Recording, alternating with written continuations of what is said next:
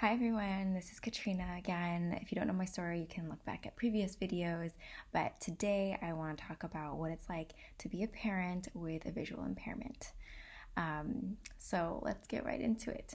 Everyone knows that parenting is hard as it is, and lots of people have doubts going into it, and postpone. But as somebody with visual impairment, you're gonna have even more doubts. Like, can I really do this because I'm not as able-bodied as everybody else? What obstacles am I going to run into? Hint, nobody knows. Will I be able to do everything that my kids need and keep them safe? And once I go down this path, there's no turning back, and that's super scary. So you're not the only one that has doubts. Everybody has doubts. I hear it all the time, and you really just have no idea what it's like to be a parent until you do it.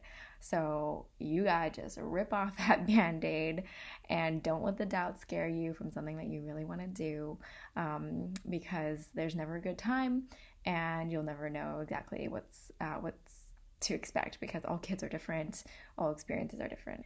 But it's always good to be prepared. So in this video, I'll try to give you a sense of the challenges that I've come across with a visual impairment, and how I've adapted.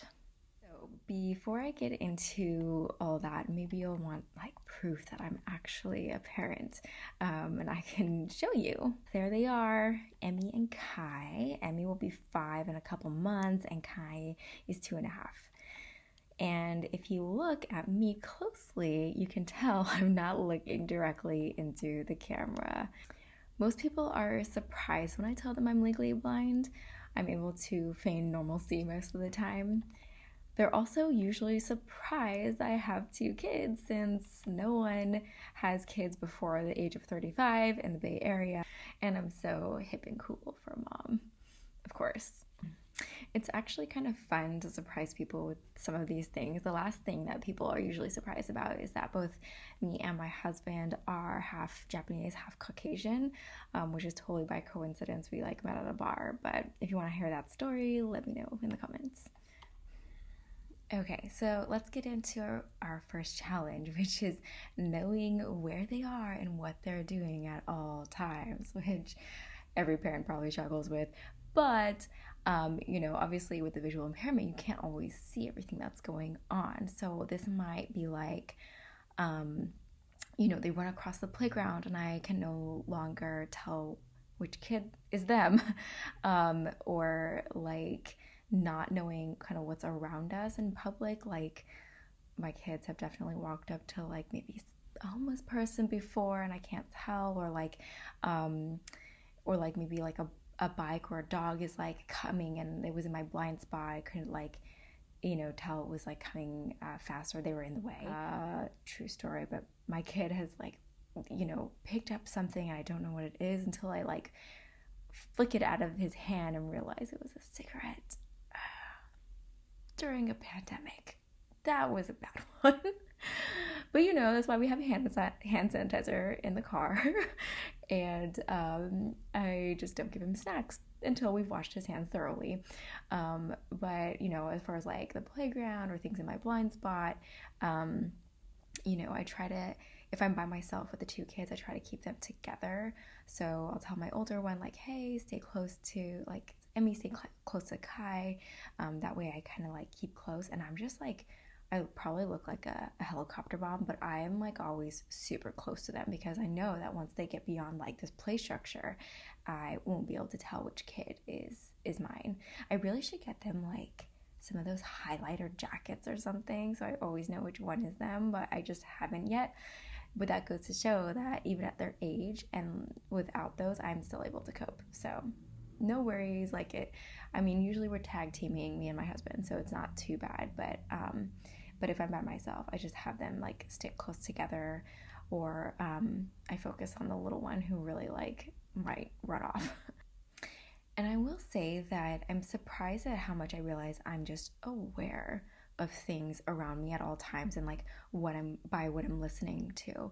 So I wouldn't say that, some people think that your hearing gets better when you're visually impaired or blind. I wouldn't say that my hearing is improved, but I'm just always actively listening, if that makes sense. So, if you're like me, you probably have noticed this as well. So I know and recognize like every sound I hear, and if it's something I don't recognize or I'm unsure of like what that was, I always scope it and check it out. Like I can't let something go if I hear it and I can't explain it, especially like within my own house. So I can usually like always tell what my kids are doing within the house without even like seeing them. I know which room they're in. I know what they're doing even when they're pretty quiet, because you just kind of like get to know your kids too. So there hasn't really been many troubles on that front. Okay, let's get into challenge number 2, not being able to drive. That's a big one because when you have kids, a lot of times you move to the suburbs, so you get more space, and there might not be as much like public transportation, and a lot of that is going to lead to like not being able to drive into school. I can't drive into extracurriculars. I can't run errands to get away from them, and those are big things, right? So a couple ways that I've coped with this is that we recently got a mommy's helper. So there's like plenty of college kids or like moms with kids out of the house that just like want to be around little kids again, or like just want that extra cash. And we've actually started paying a lady to come and just drive me and the kids to school so I can drop them off, and then come back to our house and drive me to go and pick them up from their preschool. And so, one day when my kids are in public school, I'm hoping they'll be able to take the bus, but, those days will come. And extracurriculars, like we're not really doing a lot of that right now, but we've been thinking about this because we know that this stuff is coming. I don't want my kids to fall short of like being able to do all the extracurriculars and other activities that they might want to do. So I'm definitely prepared to like make carpool bargains with like anyone I can possibly do that with. And people are so nice and like willing to help. Okay, a carpool. Usually that means that I'm going to be driving sometimes. And well, my husband actually works a lot. I can't commit him to driving at a certain time every day because sometimes he'll have to go over or have like things going on. So what we've thought of is like we could have somebody help take our kids places for a carpool, like that live in our neighborhood and whatnot, for either money, or we could do things that are cheaper, like we could offer to babysit their kids for a day once a month, or buy them supplies for like that extracurricular, like their sports equipment, or maybe meals, like send them home with meals each week, or I don't know. There's a lot of options, right? And I feel like people are totally on board to work with you on those things. There's also things I've heard like kids Uber, like Uber for kids. I mean, I haven't explored that yet because of the pandemic. I don't really want to take Ubers right now, but I also just like don't know. I don't want my kid like going in a car with a stranger at this age. So I don't know if anybody else has done that before, let me know in the comments because I'm really interested to hear what people's experiences are like. Okay, the last solve for this is actually portable car seats. So like if you want to do an Uber and you need to get them somewhere, there are like really easy solutions that will just like adjust the height of a seat belt so that it's lower to fit the child, and like all these things that I actually haven't done it yet, but I'm like, when we're back to riding Ubers, I'm definitely going to invest in some of those portable car seats. Okay, challenge 3 is reading books. Like you want to read your kids books all the time, right? Because they are learning and that helps brain development, etc., etc. They say reading is so good. Luckily, my husband is like obsessed with reading them books, so I hardly ever have to. But at night, my daughter will not accept him reading her a book because we've gotten into this routine of me reading. And I actually use a portable CCTV device.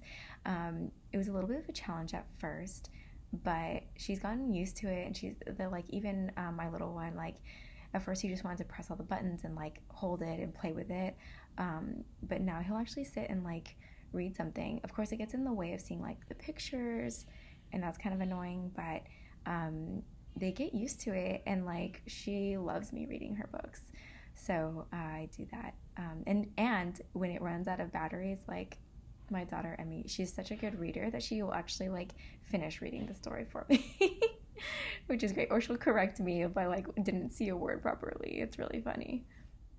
So yeah, I would say that like just explaining your limitations to your children, like at any age, like even my 2-year old, is beneficial. Like they need to get used to this idea.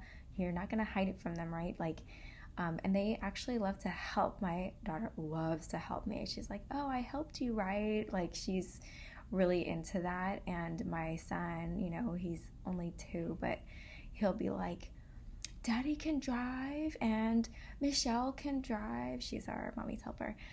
But mommy's can drive? And I was like, I'll have to like say, no, mommy can't drive, right? I'm a writer just like you. Because like I can't see as well. And so they get it, and they, for them that's no big deal. Like if we don't make a big deal out of it, they don't see it as a big deal. They just help you, and that's kind of how I live life. Okay, so the last challenge for now, these are just like things off the top of my head, is being able to do like arts and crafts with them. So my daughter loves to draw, color, and any sorts of arts and crafts, and it's just kind of been limiting. I like arts and crafts, but I have found that like with my decreased vision, I can't do as many of them as I used to. So it's kind of finding the ones that I'm able to do, and working those into the mix. But it's definitely like picking. I can't really color in the lines as well as I'd like to.